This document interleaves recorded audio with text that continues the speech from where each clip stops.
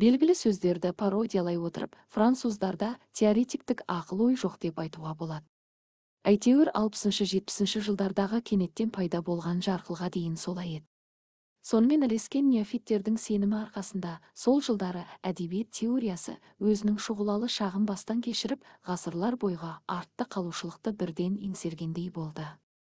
Француз әдебиеттануында ешқашан орыс формализміне, Прага лингвистикалық үйірмесіне немесе англо-американдық жаңа сынға, New Criticism, ұқсас ештеңе болған емес. Лео Шпицердің стилистикасын, Эрнст Роберт Курциустың топологиясын, Бенедетто Кроченің антипозитивизмін және Джанфранко Кантинидің нұсқалар сынын, сондай-ақ сана сынының Женева мектебін немесе тым болмаса Ф.Р. Левис пен оның Кембриджден шыққан шәкірттерінің саналы антитеоретизмін айтпағанның өзінде.